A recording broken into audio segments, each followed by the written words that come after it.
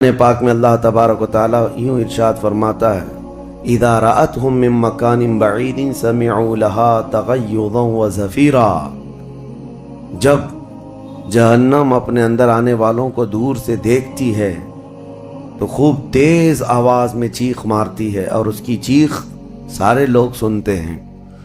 और जब उसमें डाला जाने लगता है तो वो इतने गज़ब में होती है, दोज़ख इतनी गज़ब में होती है कि उसकी आवाज़ की हैबत से अंदर सारे लोग टुकड़े टुकड़े होने की तरह कैफियत में आ जाते हैं। और फिर अल्लाह तबारक व तआला कुरान में यूँ फरमाता है, यौम नक़ूलु लिजहन्नम हल इम्तलअति।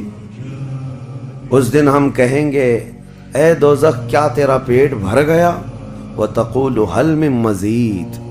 दोज़ख कहेगी और ज़्यादा हो जाए तो अच्छा है, और ज़्यादा हो जाए तो अच्छा है। तो लोगों से भरा जाएगा, फत्तकुन नार अल्लती वक़ूदुहा अन्नास वल हिजारा। कुरान कहता है कि डरो उस आग से जिसका ईंधन इंसानों को और पत्थरों को बनाया जाएगा। जब जब इंसान उसमें डाले जाएंगे आग उतनी तेज़ी से भड़कती चली जाएगी। मेरे अजीज़ों, दोज़ख के सिफ़ात में जो बयान हुआ है, एक बार नबी अक़दस सल्लल्लाहु तआला अलैहि वसल्लम तशरीफ़ फरमा, एक बहुत बड़ी धमाके की आवाज़ आई। सहाबा से हुज़ूर ने पूछा, क्या तुमने ये आवाज़ महसूस की? क्या है?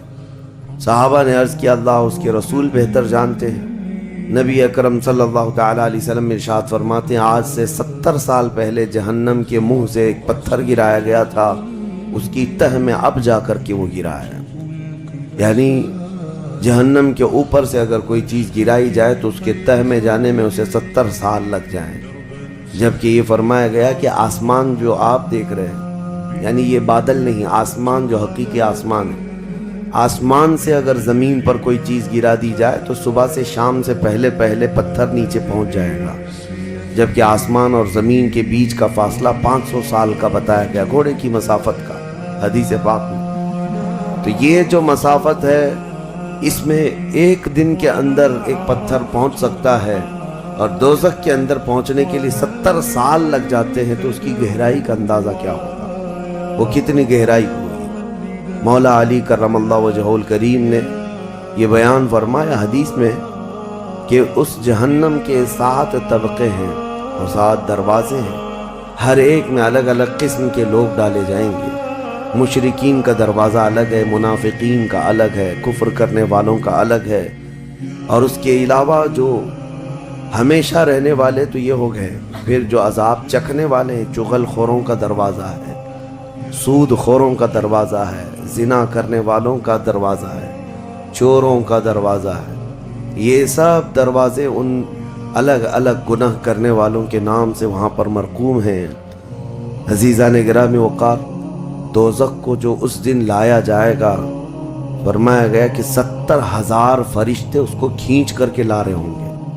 जबकि एक फरिश्ते की ताकत का अंदाज़ा क्या कर सकते हैं आप? एक फरिश्ता ये मौजूदा पूरी दुनिया को हिला सकता है।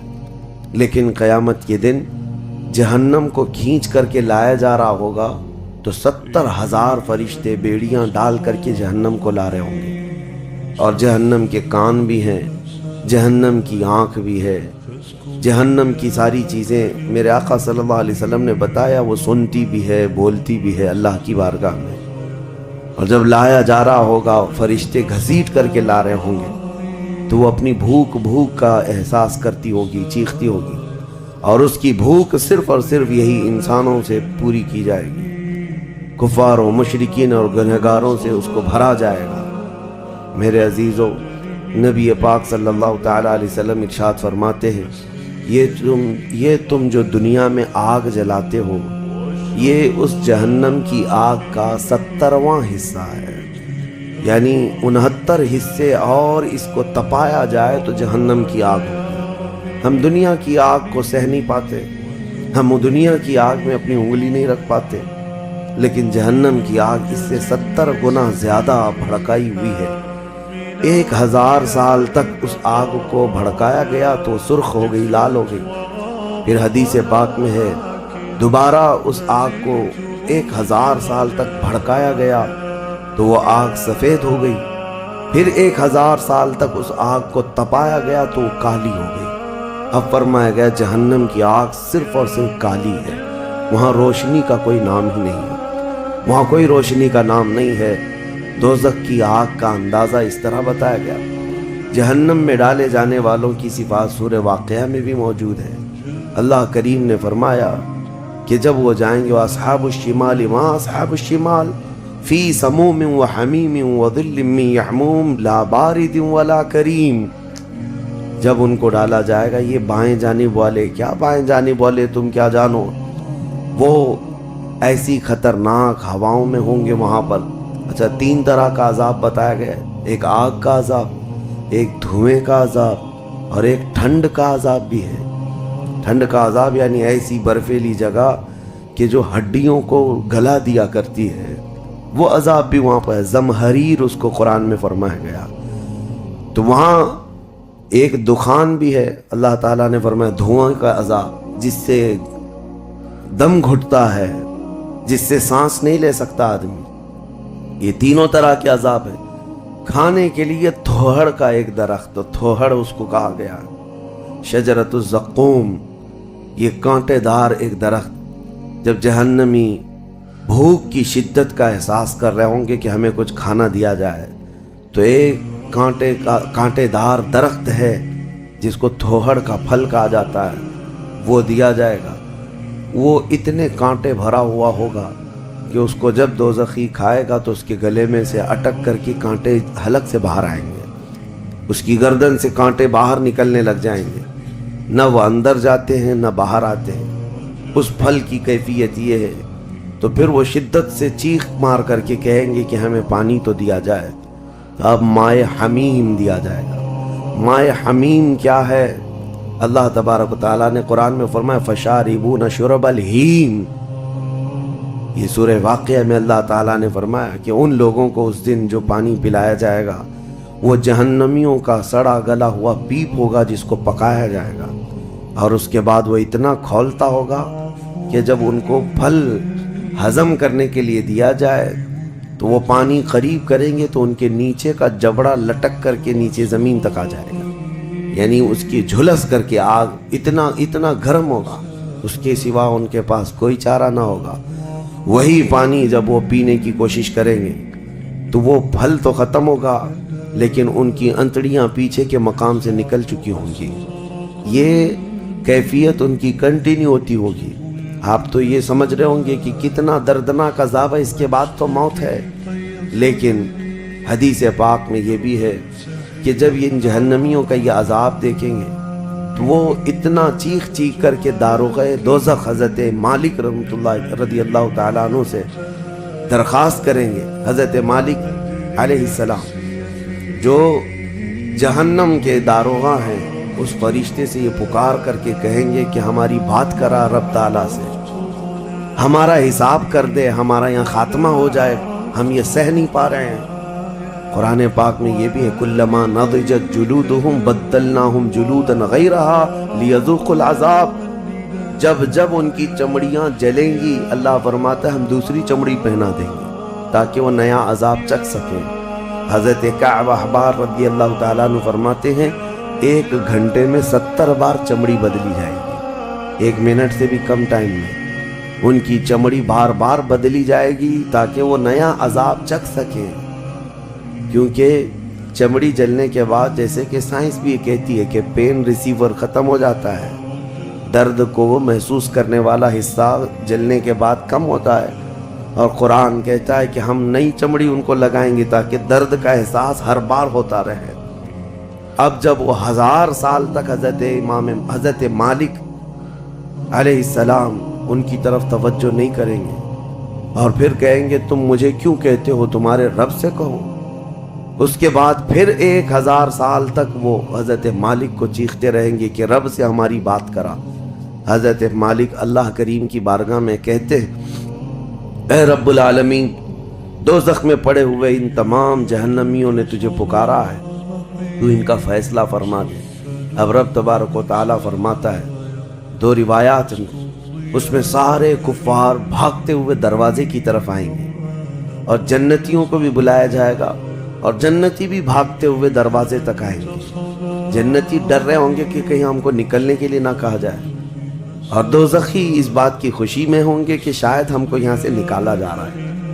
اور جب سب پورے دروازے کے قریب پہنچیں گے تو رب تبارک و تعالی جہنمیوں سے پوچھتا ہے، سوال فرماتا ہے کہ اگر تمہارے یہاں سے نکلنے کے لیے فدیہ دینا پڑے تو کیا دے سکتے ہو؟ تو وہ کہیں گے کہ جتنی بڑی دنیا ہم چھوڑ کر کے آئے، دنیا میں جو کچھ بھی نعمتیں تھی، جتنا مال تھا، جتنا سونا چاندی، پوری دنیا، مولا اگر یہ دینے کی ہماری طاقت ہو تو ہم وہ سب دے کر کے جہنم سے نکلیں گے. پوری دنیا دے کر کے ہم تیرے جب دوزخ سے نکلیں گے. تو رب تعالیٰ فرماتا ہے میں نے تو اتنا بڑا حکم تم کو دنیا میں نہیں دیا تھا، میں نے تو صرف تم کو ایمان لانے کا کہا تھا، اور تم نے کفر کر کے اتنی بڑی سزا کو اپنے اوپر مسلط کیا. آج پوری دنیا فدیے میں دینے کو تیار ہو، اور کل جب تم زندہ تھے تو 2 رکعت تمہارے لیے بھاری تھی، تمہارے لیے راہ خدا میں 1 روپیہ بھاری تھا، اور آج پوری دنیا فدیہ میں صدقہ کر کے نکلنا چاہتے ہو. رب تبارک و تعالی جہنمیوں سے فرمائے گا میں نے اتنی بڑی چیز کا تو تمہیں دنیا میں حکم نہیں دیا تھا، اتنی بڑی چیز کا حکم نہیں دیا تھا. آپ سنو، ایک مینڈھے کی شکل، ایک بکرے کی شکل کی کوئی چیز لائی جائے گی جنت اور دوزخ دونوں کے بیچ میں، جنتی بھی دیکھ رہے ہوں گے اور دوزخی بھی دیکھ رہے ہوں گے. رب تبارک و تعالی ان دونوں لوگوں سے پوچھے گا، جنتیوں کو بھی اور دوزخیوں کو بھی، کہا اس کو پہچانتے ہو؟ اس کو پہچانتے ہو؟ یہ کیا چیز ہے؟ سب پکار کر کہیں گے ہاں مولا ہم پہچانتے ہیں، یہ موت ہے، یہ موت ہے جو ہمارے ہاں آیا کرتی تھی. موت کو سب پہچانیں گے. تب رب تعالیٰ فرشتوں کو حکم فرمائے گا موت کو اب ذبح کر دو. موت کو سب کے سامنے ذبح کر دیا جائے گا ایک مینڈھے کی شکل کی چیز لا کر کے، اور رب تعالیٰ اس وقت فرمائے گا اب نہ جنتیوں پر موت آئے گی نہ دوزخیوں پر موت آئے گی. موت ہے ہی نہیں، تو اب جس کو جو سہنا ہے وہ سہنا ہوگا. تم 10 بار جلائے جاؤ گے تو بھی مرنا نہیں ہے، تم 10 بار کاٹے جاؤ تو بھی مرنا نہیں ہے. اب رب تعالیٰ قرآن میں فرماتا فی ناری جہنم و فیہا خالدون، دوزخ کے عذاب میں، دوزخ کی آگ میں ہمیشہ ہمیش کے لیے چلے جاؤ. میں نے خطبے میں یہی آیت شروع میں پڑھی تھی، سأصلیہ سقر وما ادراک ما سقر. اللہ فرماتا ہے میں تمہیں جھونک دوں گا دوزخ میں، اور تم کیا جانتے ہو کہ دوزخ کیا ہے؟ دوزخ کیا ہے؟ اللہ تعالیٰ نے قرآن پاک میں اس کے متعلق فرمایا ہے وما ادراک ما ہی نار حامیہ. تمہیں پتا ہے کہ یہ کیا ہے؟ کہ اس دن دوزخ کے سلسلے میں، اور نبی پاک صلی اللہ تعالیٰ علیہ وسلم سے جبرائیل امین نے قسم لے کر کے فرمایا یا رسول اللہ صلی اللہ علیہ وسلم اگر دوزخ کے اندر سے ایک سوراخ کھول دیا جائے دنیا کی طرف تو پوری دنیا صرف اس سوراخ کی گرمی سے مر جائے گی، پوری دنیا میں موجود لوگ ختم ہو جائیں گے اگر ایک سوراخ دوزخ کا کھول کر کے دنیا کی طرف کر دیا جائے. اور یہ بھی فرمایا کہ جو جہنم کے فرشتے ہیں عذابات دینے کے لیے، ان فرشتوں میں سے ایک فرشتہ بھی دنیا میں اتر جائے تو اس کی ہیبت سے لوگوں کے بھیجے پھٹ جائیں، اس کی ہیبت سے لوگ زمین بوس ہو جائیں، بے ہوش ہو جائیں. ایک فرشتے کو دیکھنے کی تاب نہیں رکھتے دنیا میں. عزیزان گرامی وقار، وہ ہے دوزخ، یہ ہے جہنم، جس کی متعلق ابھی میں نے جو کہا وہ شاید 5% بھی نہیں کہا ہوگا. مختصر سی بات میں اس لیے آج یہ آپ کے سامنے رکھا کہ لوگوں کو یہ ہلکا لگتا ہے کہ دوزخ سے آزاد ہو رہا ہے. کوئی جیل ہے کہ یہاں سے آزاد ہو گیا؟ پہلے وہاں پر بھی کھانا پانی سب چل رہا تھا. دوزخ، جہنم، جس کے تصور سے رونگٹے کانپ جائیں جسم کے اندر. صحابہ ڈرتے تھے، اولیاء ڈرتے تھے، انبیاء ڈرتے تھے، جن کے لیے میرے آقا صلی اللہ تعالیٰ علیہ وسلم نے بشارت دے دی تھی جنت کی، اس کے باوجود وہ خوف سے تھراتے تھے. دوزخ کا ذکر آتا قرآن پاک میں تو اللہ نے سورہ فجر میں فرمایا کلا اذا دکت الارض دکا دکا وجاء ربک والملک صفا صفا وجیء یومئذ بجہنم. یہ وہ دن ہوگا جب پوری زمین ہلا دی جائے گی، ہلا دی جائے گی، سب کچھ ہل جائے گا، اور فرشتے صف در صف اللہ کی بارگاہ میں ہیبت سے کھڑے ہوں گے، کسی کی بات کرنے کی ہمت نہیں ہوگی، اور اس وقت دوزخ کو لایا جا رہا ہوگا، اور دوزخ کو لائے جانے کا جو منظر بتایا گیا ہے، اللہ اکبر، 70,000 فرشتے جب اسے کھینچ رہے ہوں گے، پورے محشر میں ایک ہلچل ہوگی، پورے محشر کے میدان میں ایک عجیب سی ہلچل ہوگی کہ جہنم کو لایا جا رہا ہے، دوزخ کو لایا جا رہا ہے، اور ہر ایک ڈرا ہوا ہوگا، نہ جانے کس کا نام آئے گا، پتہ نہیں کس کو وہاں جھونکا جائے گا، اور دوزخ کی زبان بھی ہے، وہ آگ اگل رہی ہوگی اور جہنمیوں کی طرف بہت تیزی سے دیکھ رہی ہوگی، یہاں تک کہ ایک حدیث میں یہ بھی ملتا ہے، نبی اقدس صلی اللہ تعالیٰ علیہ وسلم قیامت کے دن اس دوزخ کو دیکھ کر کے رو رہے ہوں گے، میرے آقا صلی اللہ تعالیٰ علیہ وسلم، اے اللہ، آخر اس دوزخ کو لایا گیا، کیا اس میں اب میری امت کو جھونکا جائے گا؟ حضور اکرم صلی اللہ تعالیٰ علیہ وسلم اس دن دوزخ کے ان حالات کو دیکھ کر رو رہے اللہ کریم کی بارگاہ میں۔ عزیزان گرامی وقار، اس سے آزادی کے لیے جو اولیاء کرام رویا کرتے تھے وہ معمولی چیز نہیں ہے۔ آج تو ہماری کیفیت یہ ہے، دوزخ دوزخ دوزخ، کچھ رہ نہیں گیا، ہلکے انداز میں بولنا، ہلکے انداز میں سن لینا اور چلے جانا۔ کیا ہمارے دلوں پر کچھ اثر ہوتا ہے؟ کیا ہماری آنکھیں بھیگتی ہیں اس نعرے دوزخ سے جس کا صرف اور صرف تذکرہ سن کر کے ہمارے اندر ایمان ہو تو تڑپ جانا چاہیے کہ اے اللہ، میں تیری دوزخ کے عذاب کو سہنے کے قابل نہیں، آج موم بتی میں میری انگلی جل جائے تو میں برداشت نہیں کر پاتا، تو پھر اس دوزخ کا کیا حال ہوگا جس کے متعلق حضور صلی اللہ علیہ وسلم فرماتے ہیں دنیا کے جتنے بڑے اونٹ ہوتے ہیں اتنا بڑا تو دوزخ کا ایک بچھو ہوگا، ایک بچھو ہوگا، اونٹوں کے برابر کے بچھو ہوں گے، اور سانپوں کا ڈنک ایسا ہے کہ وہ سانپ کا ڈنک کسی پہاڑ پر بھی یہاں کی وہ مار دے سانپ دوزخ کا تو پہاڑ کے اندر ٹکڑے ٹکڑے ہو جائیں، پاش پاش ہو جائے، لیکن یہ سب دوزخیوں پر مسلط کیا۔ السلام علیکم ناظرین، امید کرتا ہوں آپ لوگ سب خیریت سے ہوں گے، الحمدللہ۔ دیکھیے مفتی سلمان اجہری صاحب نے بیان کیا ہے جنتی کے لیے اور دوزخی کے لیے، یہ بیان کیا گیا ہے، اور ہماری ایسی ویڈیو دیکھنے کے لیے اس اکاؤنٹ کو سبسکرائب، لائک، کمنٹ شیئر کیا جائے گا۔ نبی اکرم صلی اللہ تعالیٰ علیہ وسلم سے پوچھا گیا ہلکا عذاب کیا ہے؟ آپ فرماتے ہیں آگ کی جوتیاں پہنائی جائیں گی جس کی گرمی سے تانبے یا پیتل کی پتیلی میں کوئی پانی جیسا پکتا ہے، ایسا اس کا بھیجا پک کر ابل رہا ہوگا، اور وہ یہ سمجھے گا کہ میں سب سے بڑے عذاب میں مبتلا ہوں۔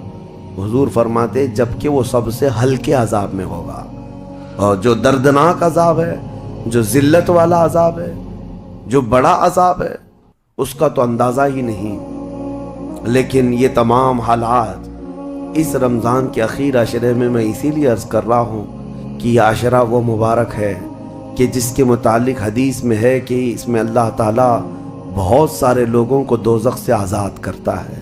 وہ کون لوگ ہوں گے جو دوزخ سے آزاد ہو رہے ہوں گے؟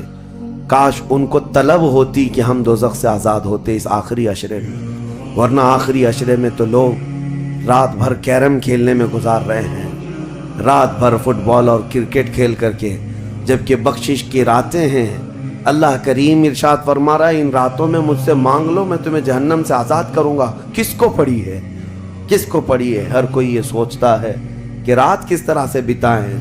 لوگ اپنے رات کے ٹائم پاس کرنے کے لیے الگ الگ ہیلے بہانے ڈھونڈ رہے ہیں، کسی کو لوڈو کھیلنا ہے، کسی کو کیرم کھیلنا ہے، کسی کو کرکٹ کھیلنا ہے۔ او امت مصطفیٰ، تمہاری قسمت کیا ہو گئی؟ تمہاری سوچیں اور تمہاری فکریں کیسے بدل گئی؟ زندگی تو کھیل کود میں گزری ہی ہے، کیا یہ آخری عشرہ بھی تم اسی طرح کھیل کود میں گزارو گے؟ وہ رحمان رب ذوالجلال جس کی ہیبت سے ملائکہ کانپ رہے ہیں، ملائکہ تمہاری طرف دیکھ کر کے کیسے رشک کرتے تھے، لیکن آج کیا ہو گیا تمہارے اوپر؟ آج بھی ملائکہ دیکھ رہے ہوں گے، اور اللہ کریم روزانہ پکار رہا ہے اس امت کو، لیکن یہ امت اس کی طرف توجہ نہیں کرنا چاہتی۔ کسی کو مانگنا نہیں ہے کہ مولا ہماری بخشش کر دے۔ تراویح میں بھی تو ایسے بھاگتے ہیں جیسے لگتا ہے کہ باہر ان کا سامان چھوٹ گیا ہے، ایسے فوراً مسجد سے بھاگ کر چلے جائیں۔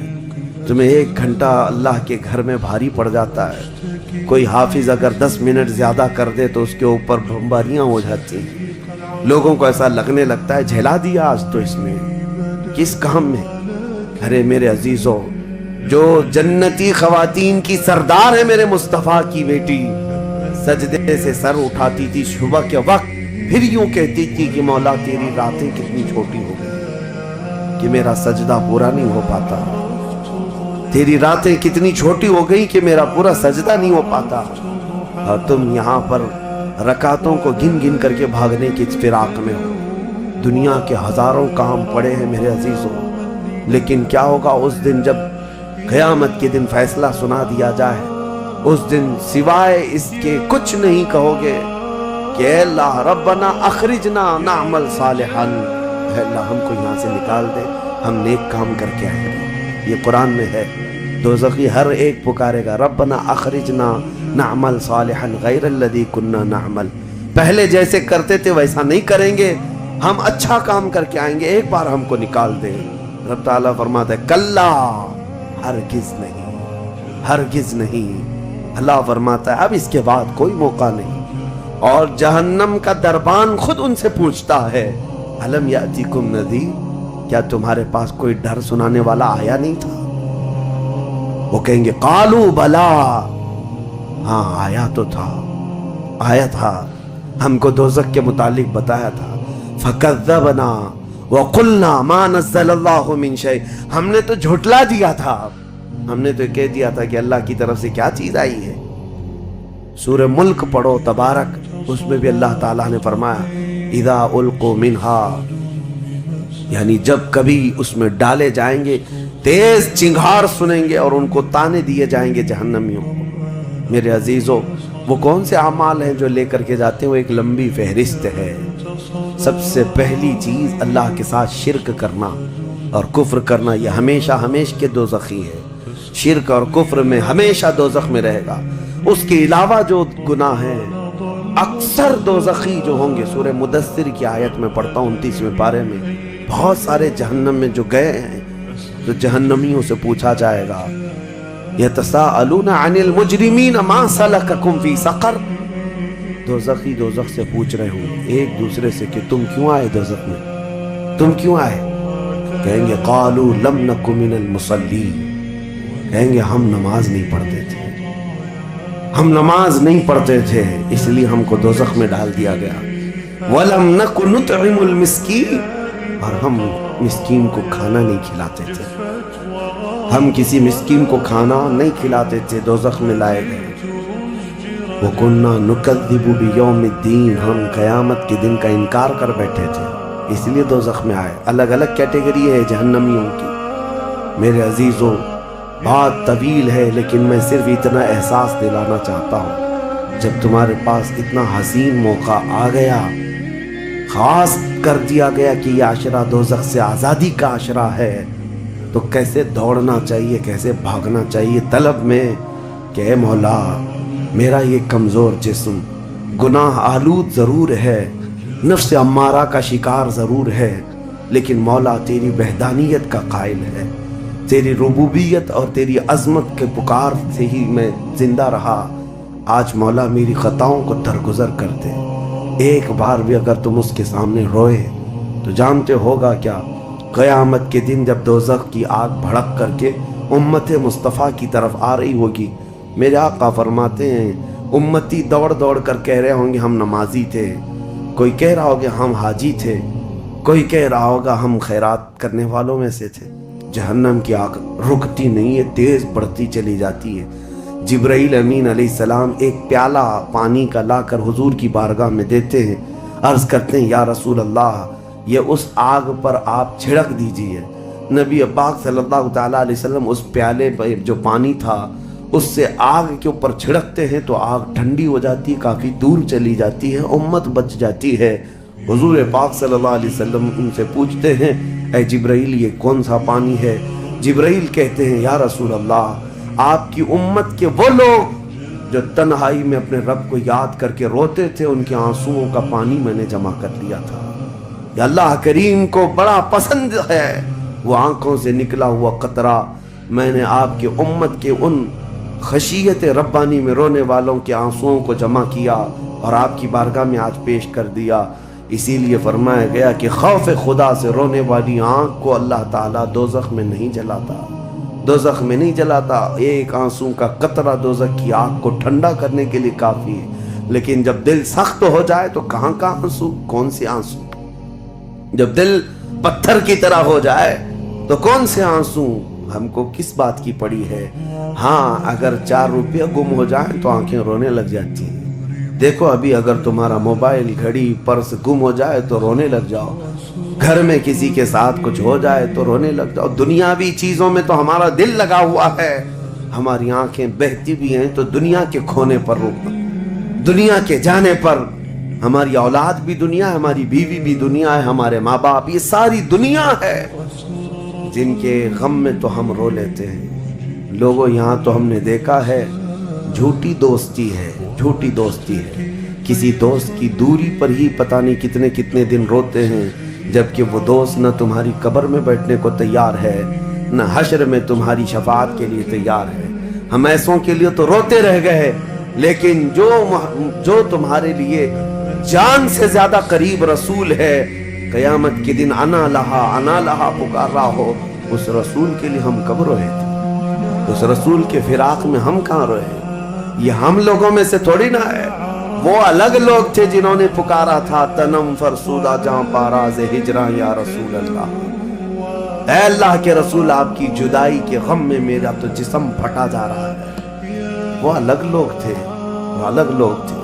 آج ہمارے غم کے آنسو کسی اور کے لیے ہو جاتے ہیں، اسی لیے بدلو میرے عزیزوں، آخری عشرہ ختم ہونے سے پہلے پہلے اپنے آپ کو اللہ کے حوالے کر دو اور یوں کہو کہ مولا اب ہم میں سے کسی کو یہ نہیں معلوم کہ یہ عشرہ ختم ہونے کے بعد ہماری زندگی میں دوسرا رمضان رکھا بھی ہے یا نہیں پتا۔